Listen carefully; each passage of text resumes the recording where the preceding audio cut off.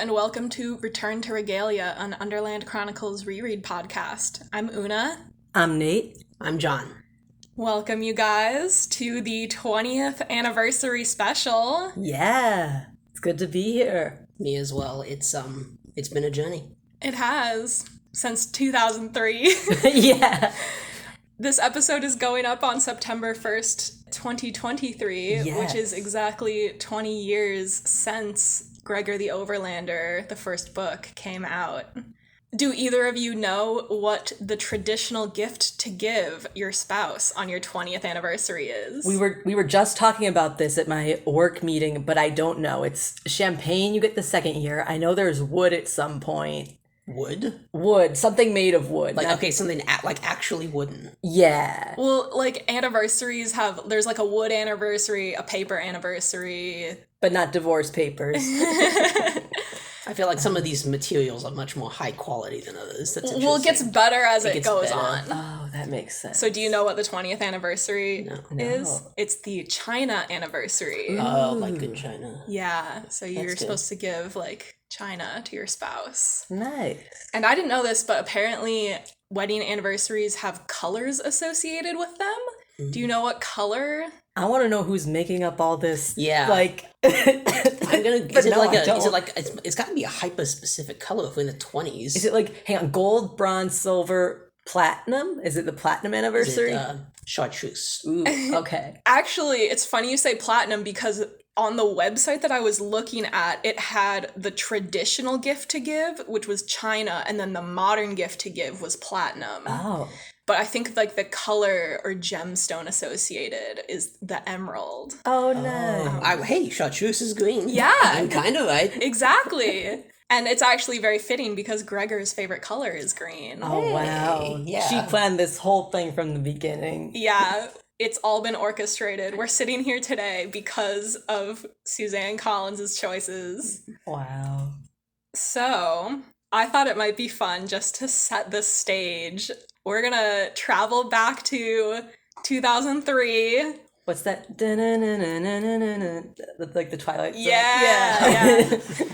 I thought you were gonna do the Doctor Who theme thought that for a was second. what you were gonna do, which is always time travel. Can you do that, John? I don't know that one. Not well. Let's move on. So picture this. It's September 1st, 2003. George W. Bush is president. The Iraq War just started. The Human Genome Project just finished sequencing 99% of the human genome. All right. Tesla, the electric car company, was founded earlier this year. And social networking service MySpace was just launched last month. We've come a long way since then. Mm-hmm. This year, 2003, our lexicons expanded to include words like binge watch, manscaping, and unfriend. Wow. Those didn't exist before? I'm surprised unfriend took that long. I guess Facebook wasn't a thing. Oh, in 2003. In 2003. Yeah. Oh, okay. What year did you think? I thought it was the current year. Now? You think unfriending just... Yeah, that's why I was confused. Oh, you think unfriending hasn't been a term, and it just was coined by Una? I think... No, they mean when it's added to the dictionary. Merriam-Webster has every year is here's the new words, guys, and it's exciting. Oh. They're always 5 years out of date, I suppose. Uh-huh. This is, according to Merriam-Webster, the first time anyone used these words in print was 2003. Dang. Not necessarily when they were added to the dictionary. I want to know who did manscaping and why. The radio is playing fresh new hits like Crazy in Love by Beyonce featuring Jay-Z, Bring Me to Life by Evanescence, Wow. and Lose Yourself by Eminem. Oh, yeah. Well, Gregor listened. He did. He never left that moment, though. He captured that opportunity. He could do anything he set his mind to, just like Eminem said. Just like Eminem said. Gregor's walking through the caves of Regalia. Lose yourself from the music. Oh my god. In theaters, you can see the latest blockbusters like Finding Nemo, Freaky Friday, School of Rock. Oh, good movie. And Holes. Nice. I've heard that. It was a good one. fucking good Holes year is- for Holes is movies. And somewhere amidst all of that chaos is our humble protagonist, Gregor. Yeah. An 11-year-old boy in New York City. Gregor is 9 years older than me. No, 7 years older than me. Oh, wow. If we're going by that age. Gregor is now, he's like, I'm doing the math. He's about 31? Yeah. Okay. Oh, wow. He's got like a mortgage if he's doing well. So, with the stage set, let's get into some emails. We asked everyone to email in with their fondest memories of reading the series, and I've compiled them here for us to read. And we're going to read them in a mocking tone. You can read yours in whatever tone you wish, Nate. Yeah. Some of these have been edited down for time, but I really appreciate everyone who wrote in. So let's get started. This one goes, "Hello, I've really enjoyed the podcast so far and saw the call for an email on your Tumblr, so I decided to respond. The first book was released the same year I was born, so I got into it late. My dad gave it to me in 7th grade, and I quickly became obsessed and finished the whole series. Once I finished it, I was disappointed with the ending, so I searched for an alternate ending. Thus, I found the wonderful world of fanfiction.net. I fell in love reading fic after fic with my favorite characters. Eventually, I thought maybe I could write one? So I did, and it was bad. But I kept going and realized that I love writing. So I kept writing. I'm still working on an ongoing fic that I update pretty regularly, but I plan on switching to a, quote, professional project soon. So one could say that these books are the reason I ever found my love of writing. I will be forever grateful for that and still reread these books all the time. Hermes." That's nice. That's really sweet. I actually relate super hard to this because I had a very similar experience, not with Underland Chronicles, but with Maximum Ride in middle school, because I think it was like 7th or 8th grade, what was supposed to be the last book in the series came out, and I read it in like one day, and I was so disappointed that I immediately was like, I could write a better ending than this. The confidence. I love it. Yeah, as like a 13-year-old or whatever. I dove into fanfiction.net also, and I wrote a bunch of really, really, really bad fanfiction, and that's how I discovered that I wanted to be an author. So that's like a very similar story. I liked that a lot. I bet you could write a better Maximum Ride book now. I think the one that I wrote at 13 years old was better than James Patterson's. I haven't read the series, but probably. From what I've heard of the last one. From your eyewitness account of the wreckage. Yeah, I was in the trenches. I was in the Max Ride trenches in middle school. All right. I have a single grain of rice in my throat. Like a beautiful pearl. Okay. I gotta say, Gregor the Overlander means a lot to me. Like, all caps, a lot. It was one of the first books that really got me into reading when I was 8, and my love for it has only gotten greater. I used to bring it with me everywhere and read it all the time, especially outside. Even when it was raining, I'd just be sitting there trying to cover the book with some toys or something, because it just would not do to interrupt my 13th reading of Gregor.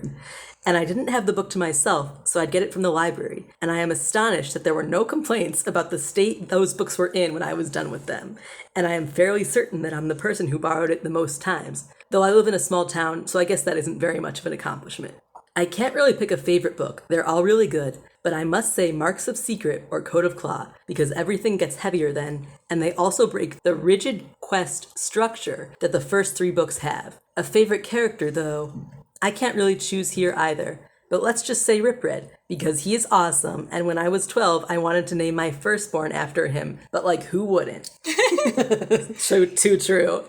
I like Aries a lot too, though. Most people treated him like crap, and he was basically doomed for a shitty life since Henry turned traitor, and then he died at the end. I remember that hit me so hard when I was 8, like I just felt so profoundly sad. I remember just sitting on my bed and telling my mom, I feel so sad. And because I was a melodramatic little shit, I would just add to myself, quote, depressed, which is a word I think Underland taught me too. Why are these books so terrible? With 2 question marks. Gregor the Overlander has really been a big part of my life. I didn't really have friends at school, so I'd just walk around on my own and recite the prophecies, in 2 different languages.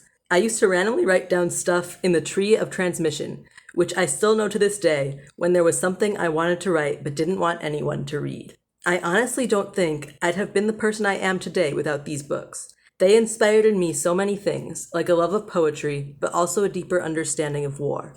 I don't think I would have looked at war the way I do if it hadn't been for these books. They really paint a picture that makes it clear that, yeah, despite what you're told, war actually fucking sucks for everyone involved. Thank you guys for making this podcast. It means the world to a Gregor fan like me. And this is from, and I'm gonna get this right, all caps, Gregor.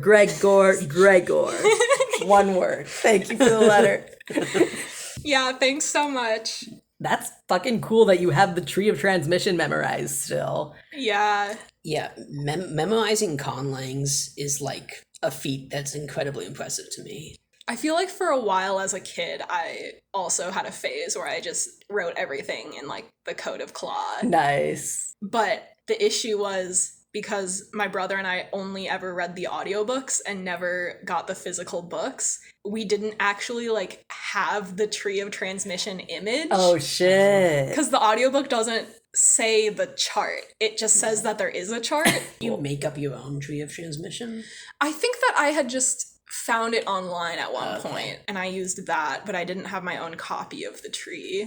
But yeah, the Aries death also got me really bad as a kid. The way my brother and I listened to the audiobooks was, so my room was like halfway down the hallway and then my brother's was at the end of the hall, and we would set up a boom box in the hallway so that we could both hear from our rooms and play the CDs that we got from the library. And when like a CD ended, like one of us would have to go like put in the next one.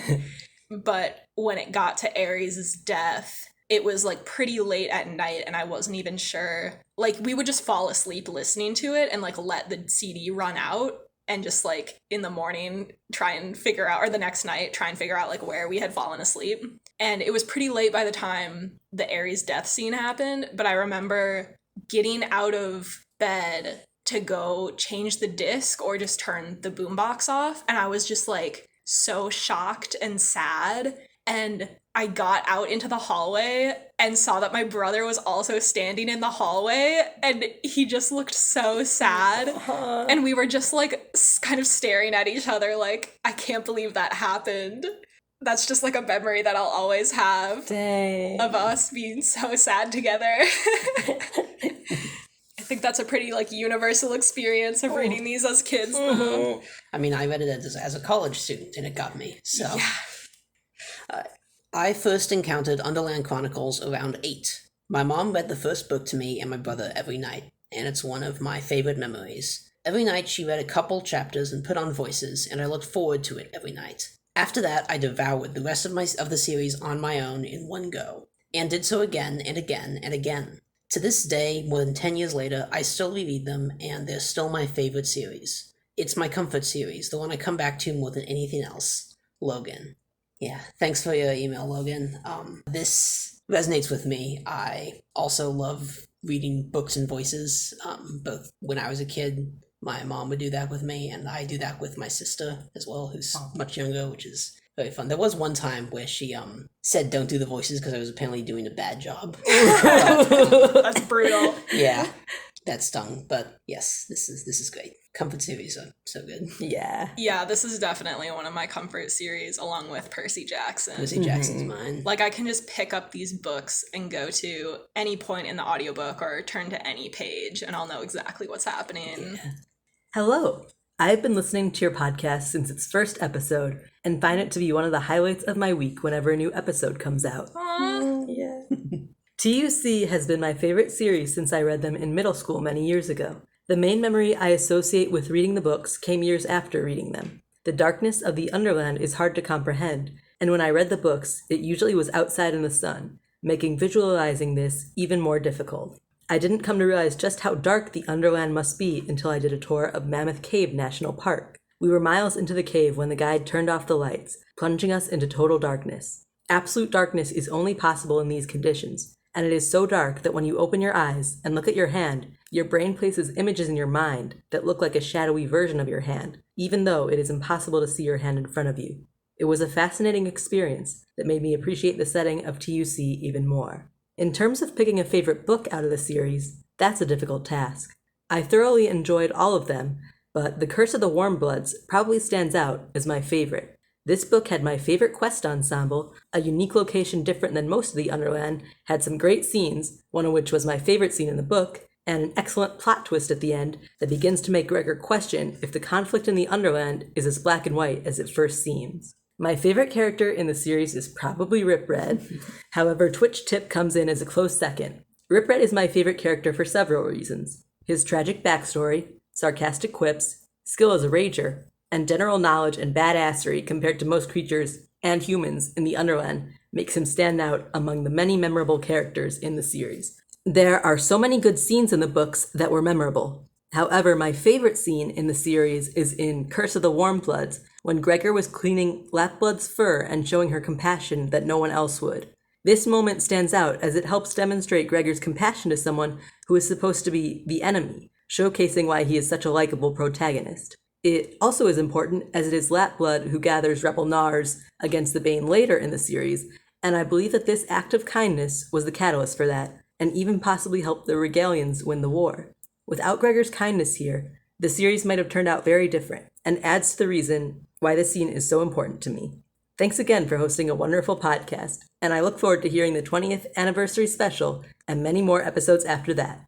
Fly you high, Valk. Aw, thank you. I wanted this one just because I've been to Mammoth Caves and it's sick. I should have more to add there. Yeah, it's in Tennessee. It's very dark. They told us when I went that they, one time this guy decided to go off the trail and he got lost. And they turned off the lights and he, was trying to see using the flashlight on his phone, but he couldn't. So he just, hunkered down in the cave and just sat there for, 12 hours until the next tour came through. Oh, my God. Yeah, that guy needs to read the Underland Chronicles because he would get it. Wow. But yeah, this is really cool. I love your analysis of, Gregor's kindness to Lapblood is maybe what helps her decide to help them. Yeah, that's a cool theory I hadn't considered before. Fellow Rip Red fans Yes. coming out in droves, Yeah. very happy. Yeah, I haven't been to Mammoth Cave, but I have been to another cave tour that does the same thing. They turn off all the lights and explain about cave darkness. And that moment has stuck with me forever. I went on this cave tour as a kid, and I still remember, trying to see my hand in front of my face and stuff. And you see, this weird, blue shadow, Yeah. Your mind is trying to fill in the blanks. Yeah. What it knows should be there, but... Yeah, it's nothing like anything that you've experienced above ground. It's literally only possible deep underground. And it is so true that, whenever I picture scenes from the Underland Chronicles, I always imagine that they're, lit from above, but I'm no, it's not. It's literally always dark. Yeah, it's taken many rereads to be able to picture the darkness properly, I think. But yeah, let's do some trivia. All right. Let's take a little intermission from the emails and do some trivia. All right, John, I'm excited to see if your knowledge of Disney trivia will transfer here, if there's just an innate skill within you for trivia. There are a lot of mice and rats in Disney films. That's true. So okay. that won't do anything, I'm imagining, but if there's a Ratatouille question, I'll know it. So yeah, in the back of the Gregor the Overlander paperback, there is something called the Afterwords, and it has a bunch of little bonus features, basically, for the book. There's an interview with Suzanne Collins and some games to play, and then there's a section on fun facts about the animals that appear in the Underland Chronicles. So I went through the fun facts and I created some questions for John and Nate to answer, and they are going to compete to win. I don't have a prize for you guys. You just get bragging rights. Which I will take advantage of. Yeah. So I have 9 questions total. The first 7 here are going to be you both answer, and the one who guesses the closest wins. Okay. Oh, interesting. Okay. So, question 17. That's what I was going to say. Question 1. How many miles per hour can a cockroach run? I don't know if I want to know this. Run. Not fly, run. Run. They're smaller is the problem. Yeah, that's true. A mile for a cockroach is a I think lot. I'm going to overestimate this, but I'm going to say 20. I'm going to say 5. Nate wins. What was it? A cockroach can run 3 miles per hour. Wow. Oh, well, I guess that's better. Yeah, I don't want to see it. That's not as bad as I was thinking. And I'm keeping track of your points. Oh, shit. All right. 2. A colony of 150 big brown bats can protect farmers from up to how many million rootworms per summer? The answer is between 0 and 100. So in millions. So, like, millions. it could be like 1 million to 100 million. Okay. yes. And there's... Okay. How many 150. bats is it? 150 bats? 150 bats can protect farmers from how many rootworms? Okay, 150 bats, about 120 days in the summer. Ooh, that's a good point. I'm trying to think how many rootworms per bat. It can't be, they don't eat each a million because it's less than 100 million. And I can't multiply by other numbers. It's hard. I'm going to say 100 million. All the bats eat a large amount of worms. Well, if we're doing gamesmanship, then I'm going to do 50 million. John wins. Yeah. They can eat up to 33 million rootworms Dang. per summer. I should have done like 99 million. You stole Question 3. For how many minutes can cockroaches hold their breath? Fun story. My friend told me her mom used to kill cockroaches by squashing them and then dropping them in a pot of boiling water. And I said, that's weird. And she's like, you haven't seen my kitchen. I think 10 minutes. I feel like they can hold it for a while. I'm going to say 20 because they got to be able to hold it longer than humans can. Oh, that's true. Can you hold your breath for 10 minutes? Some human, I can't hold it for 2. I'm sure some people can. I'm going to say 20. John wins. The answer is 40 minutes. Oh, I don't like that. That's not a good answer. Yeah. That's why it's got to be boiling. Yeah. Question 4. Spiders grow by shedding their skin or molting. Up to how many times does a spider typically molt before it reaches maturity? Oh, when does a spider reach maturity? Yeah. Is that a question? Has a bar mitzvah. How long do spiders even live? That's an excellent question. I feel like bugs Bugs mature pretty fast. Yeah. I'm gonna say 3 times. Ooh. I'm going to say 10 times. I think it's more than 3. John is correct. Spiders will molt anywhere from 4 to 12 times. Oh wow. Well, if it's 4 to 12 and But I said to give the upper bound. Oh, okay. So we can still. I didn't hear. you got closer to 12. I got closer to 12. Yeah. And I guess you were technically outside the range. Guess whatever. Statistics. Question 5. Cockroaches can withstand temperatures as cold as how many degrees Fahrenheit?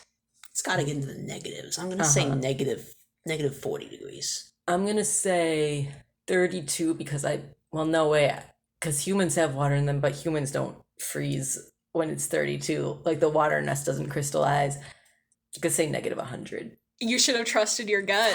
It's 32 degrees. What? Do they just freeze? Wait, cockroaches are weaker than humans? We win. Well, we have our own, heat generated within us.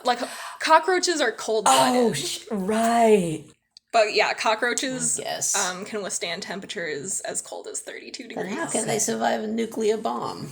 Well, I guess it wouldn't be colder necessarily. Can they survive Wisconsin is the real question. If they sneak into your home, they can. So I think John technically got that. 'cause Yeah. I thought you had gotten it. I thought they could. If you had stuck with your gut. Yeah, you would have nailed it too. My cockroach gut. Question 6. Female rats can produce up to how many litters of pups per year? Ooh, how many litters? Yeah. How many pups? How many litters? The gestation cycle. Oh, I feel like I've talked about this with somebody, and I feel like it's got to have been with you, Una. Like we must have had this conversation at some point. I don't talk about rats with anyone else. I think. Well, I was gonna say because they don't have to just have the babies; they have to nurse them. Yeah. So to survive, I'm gonna say 4. I'm gonna say 3. I'm thinking they have a 4-month cycle. Okay. Nate wins. It's 8 litters What per the year. fuck? 1 month, that's Wow. That's a lot of rats. litters. Yeah, and It's each like litter 1.5 months. each litter can have up to 20 rats in it. Oh my god. So did they just say, like, pack your shit and get out? Like, fend for yourself? Yeah, well, I think they probably grow up pretty fast. That's true. That's 160 wow. babies a year. When Ripford lost his family in the Garden of Hesperides, it was like a lot. It was rough. All right, question 7. The common brown bat of North America is the world's longest living mammal for its size. How long can they live? For its size. That's a low bar. Yeah, rats only live like 2 or 3 years. I'm going to say 30 years. I'm gonna say 7. John gets it. 32 years. God damn. There's bats older than me. That's true. Wow. Yeah. Okay, so that is the end of the first part of this trivia. Oh. I have 2 more questions, and these are from the interview with Suzanne Collins. So these ones, the answers aren't numbers, so this is going to be whoever says the correct answer first. Ooh, okay. But you can say, like, multiple answers. Okay. So, question 8. When asked which of her characters she'd like to have dinner with, which Underland Chronicles character did Suzanne Collins pick? Rip Red. Yup. Fuck. Oh, see, she knows what's up. She knows. Right? She knows what she's done. Right? Yeah. Yeah, we all want to wine and dine with Whipwed. Yeah. Dinner and breakfast. She said, And everything in between. I hate you so much. Suzanne Collins said she would pick Rip Red because he would have the most interesting stories. Yeah, sure. That's true. Yeah, tell yourself what you want, Suzanne. All right, and then question 9. In that same interview answer, Collins also says that after dinner, she and Rip Red would play a board game. Which board game? Mousetrap? That's funny. Risk? No. Chess. No. It's got to be like a brainy what- game. Like, it's got to be like a scheming game. What's it called? Stratego? No. Oh, you already said Risk. I said Risk. Guess who? No. That's Battleship? No. What's like... It's a board game, It's right? a board game? Because I wouldn't have picked a board game because he wouldn't have been able to maneuver the pieces as well. You could But move it a little bit. I don't think about that. It's a Okay. pretty popular board game. Okay. Clue? No, you're getting that's there. Okay. But it's not Guess Who. You It's not said Guess Who. This is also a pretty, like, old game. Is it Monopoly? No. Cluedo? No. Trivial That's the same Pursuit? thing. No. That's fun. It's old. And it's not. Othello? No. Go. Backgammon? No. Not like super old. I'm just saying Okay. it's been around for a while. Like, it's not some new obscure game. Yahtzee. No. Board game, not a dice or a card game. Sorry. No. We're just gonna name like everything. Yeah, I know. I feel like I'm running out of... Should I just tell you? No, we wanna we get- want to yeah. get it. We're not leaving till we get it. Candyland. No. Scrabble. Yes! What Oh, the? Wow. yeah, it's really? Holy. Yeah. That would not have been my guess. Dang. Yeah, she said she would play Scrabble with Rip Red after dinner. Okay, that I guess Scrabble is a board game where you kind of find out about the other person from what words they choose. All right, let me just tally your points quick. It was close, I think. Nate has 1, 2, 3, 4. Yes. And John has 1, 2, 3, 4, 5. Ooh. Wow. That's All right. later. Though. Yeah. Nice. Nice playing with you. Good game. Good game. Very fun. I'm gonna beat the shit out of you after. Like later, like outside. I'm gonna walk you to the door, and you're not even gonna see it coming. Just by the way. Thanks for playing, guys. That was fun. Yeah. Here's the next email. I must have been 8 when we first borrowed the Gregor the Overlander audiobook from our library. We had a long car ride to a family vacation every year. I remember the van we used to drive in had a very loud engine.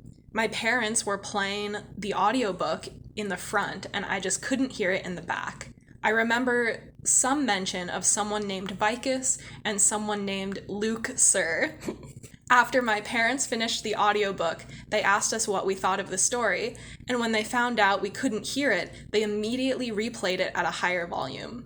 From that point, these books became my whole personality. I became obsessed with bats and tried to get everyone I knew to read it. Every year, we would check out a new Gregor audiobook from the library, rip the files to my mom's iPod, and have that to listen to for the trip. One year for Halloween, I wanted to dress up as a bat. It was legitimately my favorite Halloween costume I had, even though it was a little scrappy. It consisted of a felt shirt and pants, with this translucent black fiber for wing membranes between the legs and under the arms. Then there were felt-covered cardboard ears stapled onto a dollar store black masquerade mask. The Code of Claw audiobook wasn't in our library yet, but the book was. My brother read it and decided he wanted to dress up as Gregor in the armor he has on the cover. Retroactively, my bat costume became an Aries costume so that we would go together. That was probably the best Halloween I had in my entire life. Obviously, no one knew who we were dressed as, but that was normal for us. I wish we lived in a world where kids could wear Aries costumes and immediately be recognized. Amen. Amen to that. Yeah. Suffice to say, Aries is my favorite character. My brother was light on spoilers, but he couldn't help but let slip that he died in the Code of Claw. Oh. When I finally did get around to listening to the audiobook, there was just this looming dread hanging over me, waiting for it to happen. I didn't know how it would happen, just that it was coming. I remember finishing it and feeling like I could never be happy again. A member of my writers group picked up Gregor, organically, this wasn't from me nagging them, this summer, and triggered me to do a full reread along with them.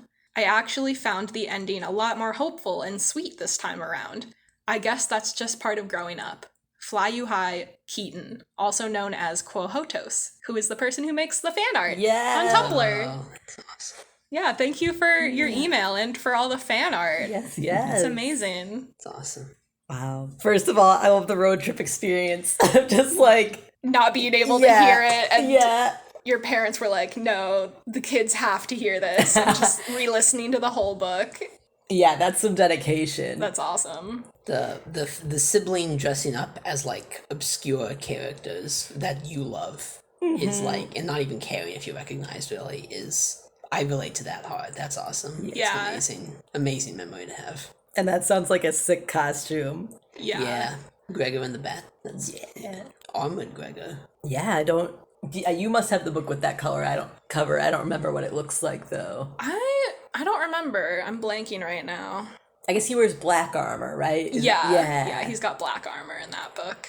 I'm just impressed that like you read one book a year. Like your parents were just like, okay, we're gonna save this for when we can keep the kids quiet. I thought maybe it was like they had read it other times outside of the car trip, but for the car trip they needed to pick an audiobook to drive to. That makes sense. That's how it worked in our family. Even if we had already read or listened to an audiobook, we had to have one for the yearly family vacation drive up north. And it was always either Gregor, Percy Jackson, or Harry Potter. Nice. We watched the Bee Movie a lot. In the car? Yeah. Oh, you were one of those kids with the TVs in the car. We weren't messing around. Oh, bougie. Yeah. And also, yeah, the ending would seem way more hopeful to an adult than a kid. That's cool. Yeah. Lily and I had a discussion a while back that we had to stop ourselves so that we could save it for the podcast. But I love the ending of the Gregor books, and Lily was saying that she found them really disappointing. And we were having this debate, and she admitted that she hadn't reread the ending since she was a kid. And I have always wondered if that like contributes to how someone thinks about the ending. Because like when I was a kid and I read the books, I was devastated by the ending, and I was like, that can't be the end. That's so unfair. But now I read them and I'm like, no, that's right. Like that's how it goes, you know? It's a bit of a bittersweet ending, but it doesn't feel like a downer ending to me. It does feel like a good, healthy mix of sadness mixed with optimism. like, it's kind of strange to imagine that his life will go on after this adventure without the adventure, but like it will. It gets better, as they say. You were joking earlier about how like he's in his 30s now and like what he's doing now, but like I really can't imagine him after the series. There's some characters I'm like, I bet I can picture what they'd be doing when they're older. Gregor's like, he's always stuck in this era of his life to me. Mm-hmm. There's some fanfic that is like set when Gregor is an adult, which is pretty interesting if you're ever interested in delving into the world of fan fiction. Mm-hmm. I feel like he could work at like a nature preserve. Oh, he'd be good at that. Yeah. He could be a Mammoth Cave tour guide. Yes. Okay. First of all, I love the podcast. It makes my Monday morning bike rides to work so much better. And it's cool to finally hear other people talking about a series that changed my brain chemistry. Same. I read these books for the first time when I was 9 years old because my best friend recommended them to me over and over and over. Since then, I've read the whole series so many times, and I continue to notice new things each read. On the most recent reread, I noticed how much this series helped introduce me to coping with loss and the different ways people grieve. The Underland Chronicles doesn't shy away from death, and it has helped me get through the loss of multiple people in a healthier way than I would have otherwise. The themes of loss, death, and war are ones that I come back to with a new perspective every time, and those themes are all wrapped up in a beautiful story with incredible characters. Luxa is my favorite. Go traumatized attitude girl supreme. Cheers, Anna. Thanks for your email. Yeah. Yeah. And shout out to riding the bike to work. Thanks for saving the environment. Yeah. Yeah. That's something that I always really liked about this series too, is how much it's about grief and learning to deal with that. And I feel like that has also influenced the ways that I have thought about real world loss as well. Hi. I first listened to the Underland Chronicles audiobooks when I was 7 years old. I was a sort of unusual 7-year-old. I'd already seen Mononoke, Nausicaa, and Castle in the Sky. I had read the first Hunger Games. I was exposed to my fair share of violence, gore, and death in stories. Nothing that happened in the first 3 books fazed me all that much. I loved them, the characters, the world, the story. I was anxious during the 4th book. It felt like everything was going wrong, and I could tell the stakes were ramping up. Thalia was devastating, of course, but nothing could have prepared me for Aries' death. I still remember exactly where I was, what was happening. I was supposed to be cleaning the living room, but I was lying on the couch instead.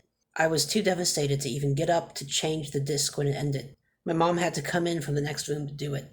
I wouldn't talk to her. I think I cried, but all I really remember is feeling numb, inconsolable. I didn't really remember much of the book beyond Gregor waking up and soaking his hand. I just had a vague impression of Ripred and Luxa bonding, the family going home, and an uncertain and melancholy future.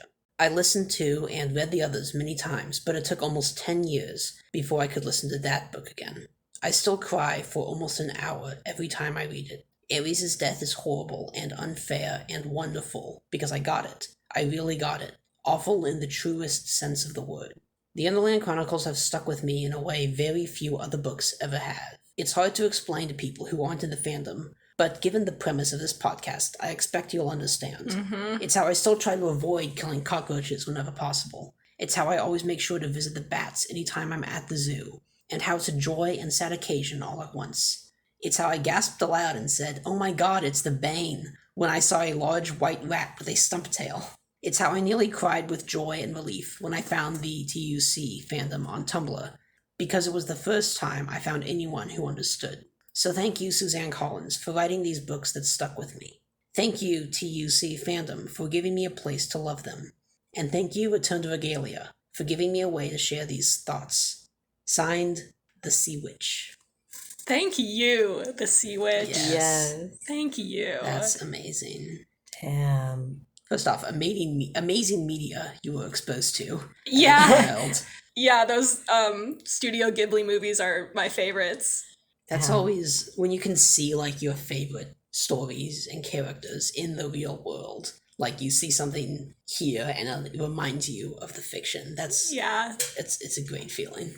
I love that you visit the bats every time. Yeah, just like Gregor. That's really good. Avoiding killing cockroaches is also a feat in itself, honestly. That's brave. That's I don't know if I'd be strong. Yeah. But yeah, God, I feel like Like, I forgot that Aries' death, like, Aries dies and Gregor just goes back to the real world. Or not the real world, the Overland. And it's kind of wild that, like, and that's the end of the series. And it's just like, well, like, yeah, that would be rough. Devastating, especially as a kid. But yeah, that's why it sticks with you so much. Like, not even just the Aries thing, but there are so many scenes throughout all of the books that just stick with you because they're so visceral or, like, so well described. You can picture them perfectly. It's a really memorable series. It's really good. Yeah. I like the mention of the Bane because that's the character, aside from maybe Rip Red, who, like, sticks out in my head the most. Like, I fully know what the Bane looks like from the descriptions. Hello, this is Editing Una from a day after we recorded. Although the deadline to send in emails was last Sunday, today I received another submission that I simply cannot exclude from the episode. This is what it says. My name is Ava. I am 12 years old. I have just read the Underland Chronicles for the first time in 2023. I am a huge fan of the books and your podcast. Here is my submission for a comment of the series. Thank you. My two most treasured and also scorned memories from reading the series are: I had a vivid dream where Rip Red just went and fetched my favorite character Twitch Tip during the 5th book, before shortly finding out that she was in fact dead. And 2, the time that, while at a peaceful family breakfast, I stumbled my way onto a TUC website and clicked on Aries' profile, only to find out that he dies 2 books early. Not only that, but in the middle of comparing Primrose and Aries expressing how similar they are during the episode, I was accidentally spoiled about her death in a very familiar way. Sent from my iPhone. Ava, thank you so much for your email. I really appreciate you taking the time to write in. I'm so glad that you like the Gregor books and that you're enjoying the podcast. I'm sorry about how much we swear. It sucks that you got Aries' death spoiled for you 2 books early, and I'm sorry that we accidentally spoiled Hunger Games for you too. We're going to keep having spoilers for the rest of the Underland Chronicles, but in the future, we're gonna try and give better warnings about spoilers for other media. Thanks again for your wonderful email. It brought a smile to my face on my lunch break at work today. Now back to Una, Nate, and John from yesterday. Yeah, did you guys want to add anything?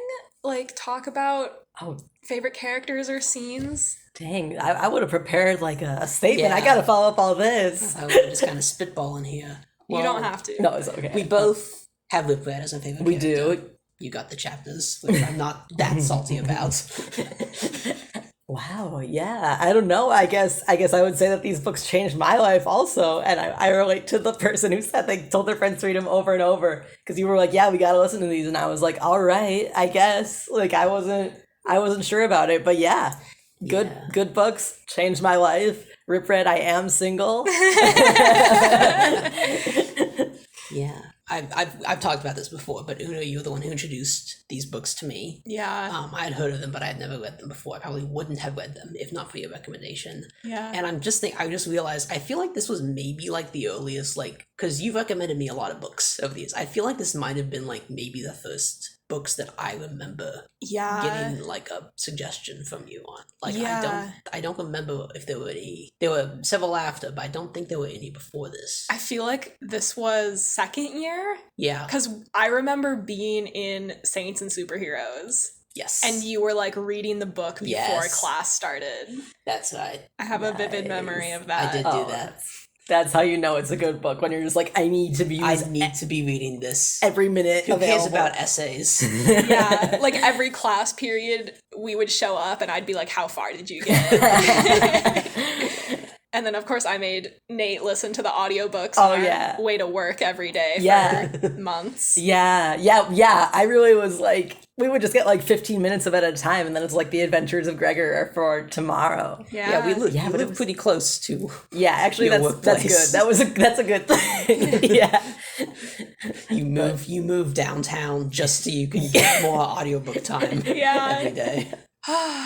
Well, thanks so much for joining me, you guys. Yeah, thanks for having us. It's a literal once in a lifetime moment. Oh, yeah. Yeah. It will never be a 20th anniversary of Gregor the Overlander again. We'll have one for the 25th anniversary. Yes.